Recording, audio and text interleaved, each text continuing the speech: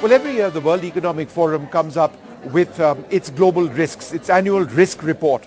And one of the key points that has come up in this report, of course, we've looked at sustainability, we've looked at climate, this, that, and the other. But another important point are cyber risks. And to talk a little bit about the evolving nature of the cyber threat to economies around the world, to nations around the world, and ultimately to individuals around the world, Akshay Joshi, he looks after this domain very closely at the World Economic Forum. Akshay, thanks very much for being with us. The fact that it's in your annual risk assessment, your global risks report, what does that indicate about the seriousnness of the threat? Look, cyber threats have been growing year on year, right? And it is a widely recognized global threat. We're seeing polycrisis, and a lot has been spoken about here at the annual meeting in Davos about that. And the fact that among the technological risks that we see, widespread cybercrime and cyber insecurity continue to rank over there gives you an indication of how important it is and how much of cognizance needs to be given to it. There's another part of that report, if you drill down, which is the Global Risk Perception Survey, and their cyber attacks against critical infrastructure tend to feature among the top 5. Right. So it's also indicative of the geopolitical instability that surrounds us. In parallel to the Global Risk Report here at Davos, we also launched the Global Cybersecurity Outlook Report 2023, where 93% of cyber executives and 86% of business executives have mentioned that they expect to see a catastrophic cyber attack within the next 2 years. Now that's pretty significant, but if I'm building on the geopolitical instability as it stands, 74% of executives have also said that it has caused them to reflect upon the approach that they take to cyber risk. And that's a positive. Oftentimes you find that there are certain triggers that lead to organizations taking cognizance of their cyber posture, and this has been one of those moments. Right. The threat from non-state actors, for example, in India, there is a sense that there are threats which come from Chinese non-state actors. Perhaps they're linked to the state as well.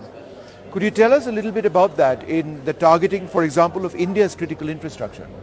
So really, if you think about it, right, for an average organization to be able to highlight between state and non-state is virtually indistinguishable, right? So it goes down to the point that rather than worrying about who is the attacker, we need to beef up our defenses. We really need to move towards cyber resilience. And over the past 2 years, we've been seeing that, the narrative is really shifting. It used to be one of cyber protection, but it's really going towards resilience because there's widespread recognition that these attacks are going to take place. How quickly we can bounce back, adapt, and then move on with our business is what is important in today's day and age, right?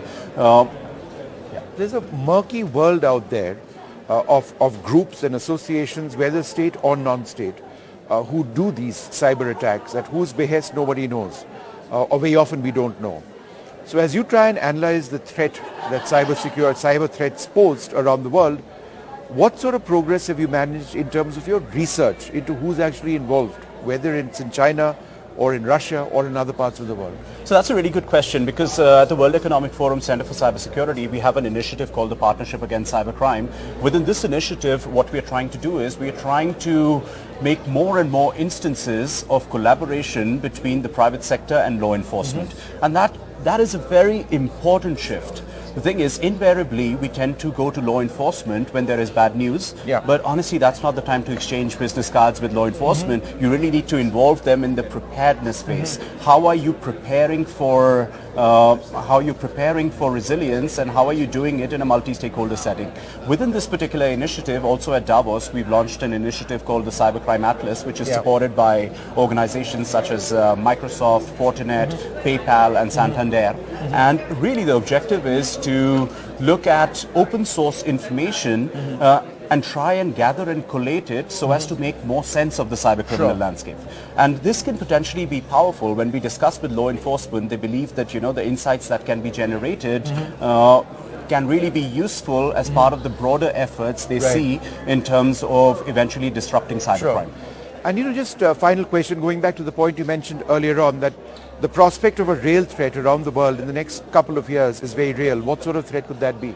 So really, I think the threats are already manifesting as we see. I don't have a crystal ball to be able to predict what the threat could be like, but there are various But why things. at a global level? I mean, So at a global level, a hit on aviation, for example? Correct. Or on shipping, or... So I think the aviation instance is an interesting one, right?